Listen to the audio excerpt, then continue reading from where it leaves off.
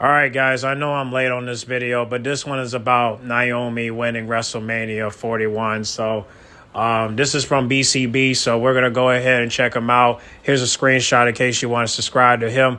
We're going to go ahead and get started and see what he's talking about. I love wrestling. I sincerely, I really love wrestling. And I really love, when a story progresses, right? And you start off with a certain opinion. And as the story gets better and better, your opinion kind of changes. You don't really want to flip to the other side, but the story is so good and the things that are happen are so good that you're like, I think I'm gonna change my mind. And I will say this, the difference between us wrestling fans and the quote unquote wrestling fans is that, when we have an opinion change or we progress with the story, which is what you're supposed to do with a story. You're supposed to progress with it, not keep your original opinion just because you want to be stubborn, unless that opinion is flowing with the story. I don't care if people go back to my old videos. You was wrong about this, Black Couch. You was wrong about this. I love being wrong. Wrestling is a love story to us fans. It's a story. It's progression. It's psychology. It's shock. It's drama. It's everything. So when I'm wrong about something, quote unquote wrong, because it's an opinion, you have your opinion on the story and the characters, I'm cool with that. And I'll say it. I was wrong about Naomi. Not that she, whoa. Not that she sucks or nothing like that. My first video on this channel was about Naomi. Get that straight. I made multiple videos defending Naomi because a lot of y'all tried to turn on her saying all she do is twerk and all this other nonsense, even though she's having fun. I was wrong in saying that Jade Cargill should definitively beat Naomi at WrestleMania. My opinion has changed. Because obviously the most obvious thing to do is to have Jade Cargill win because she just came back. She was in the PC getting right. She's back and she's actually doing pretty good work. She looks phenomenal as always.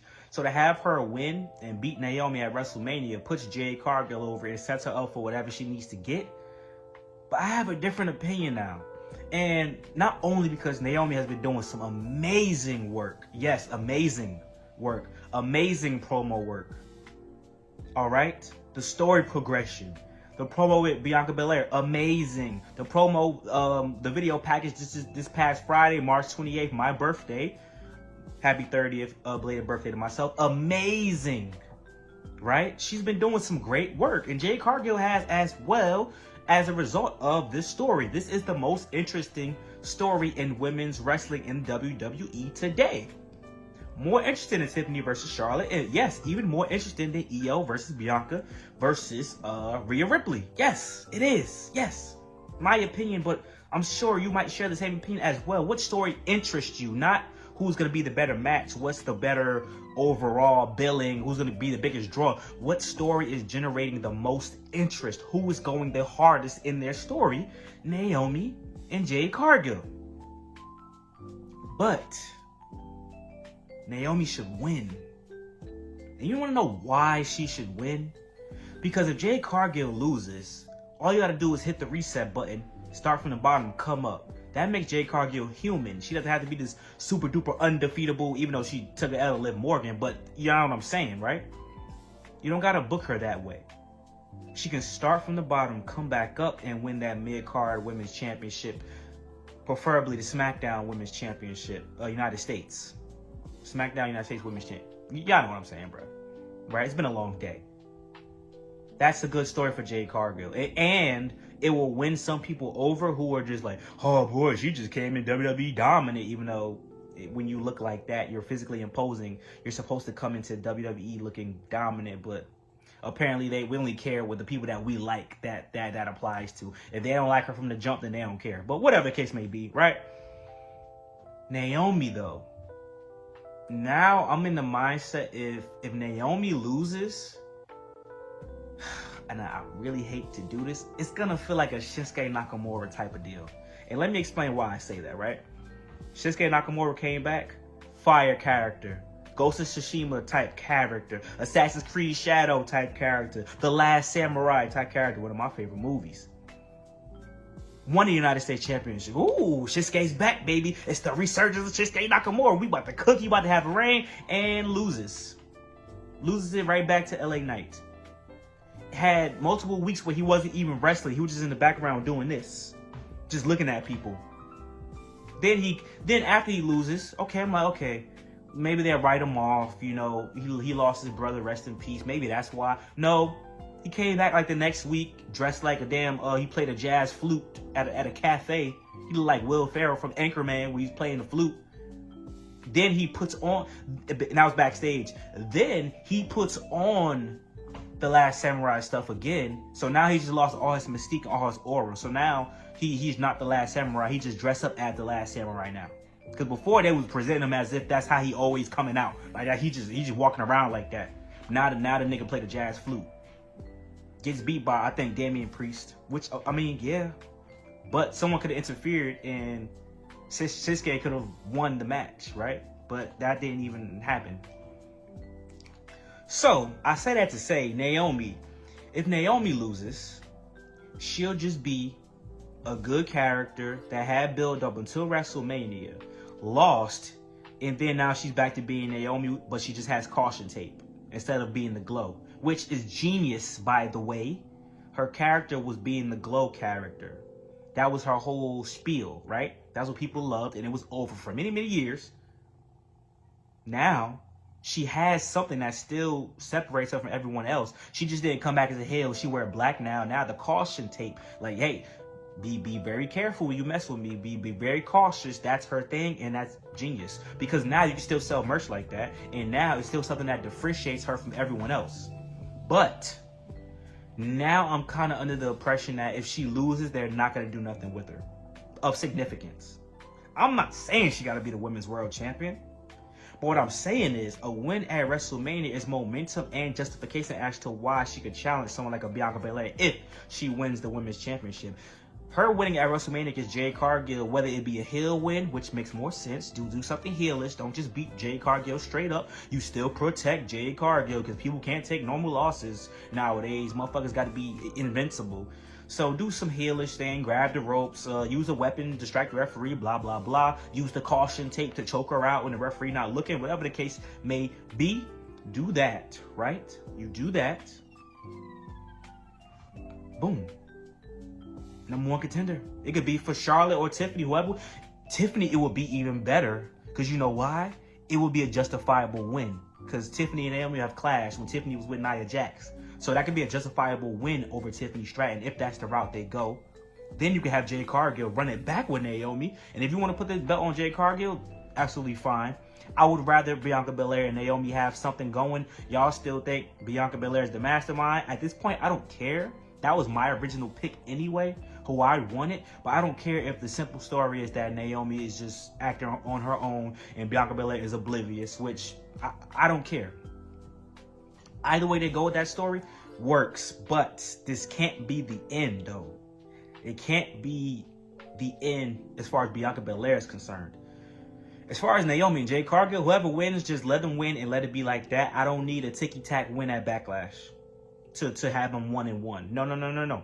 Make the choice and move on. If Jade Cargill loses, she has more of a ceiling to build and come back up and win a mid-card championship or win Queen of the Ring or something like that. Whereas Naomi, if she loses, what's the justification of her losing? Because if Jade Cargill wins, then Jade Cargill can move on to Bianca Belair. If Bianca Belair is the real mastermind, Jade Cargill wins, Jade Cargill has a shot at Charlotte Flair because that's already been teased previously in the past. So where do we go from there? Like genuinely though, where do we go from there, guys? Y'all tell me. It's a tough situation, I know. Because like I said, sometimes the obvious choice is the best choice to make just to progress the story. And then you could throw a monkey wrench in the story or throw a surprise in the story later on.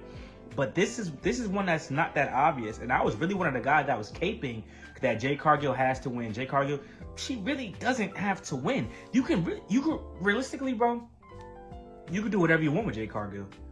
If she loses, she could be like, I gotta go to NXT, get my reps up. I wasn't ready to face a legend or a veteran like Naomi, blah, blah, blah. So I definitely wouldn't be ready to face Bianca Belair. That's justification to go to NXT. If Naomi loses, though, I I don't know what they would do because like her character got too much momentum as far as it like being interesting. Because if she wins, she could just go on a tirade and just start wiping people out. This shouldn't be a one-off thing where she's only this character to build up to WrestleMania and then whoop, she lost. Okay, now she's on the mid card and she's just beating up on B.C.B and beating up on Maxine Dupree or beating up on random people and until she could get a shot. And then she's gonna lose the title shot. And then no. There's more of a ceiling for Jade Cargill if she loses. If Naomi loses, it's kind of like, okay, you're gonna lose, you're gonna have cool gear, whatever the case may be. We know you can do some great character work, but it'll basically just be like what happened to Shinsuke Nakamura. Essentially, if you really think about it, if Naomi loses, she'll be relegated to, well, it's not a guarantee. They can still do something. What I'm saying, it feels like she'll be relegated to the Braun Strowman role. She'll be a step above things that Natalya was doing. And I'm not trying to be funny, but they don't do nothing with Natalya. The thing with Maxine, like, they not even being consistent with that. So it's like Naomi is showing that she can still be something.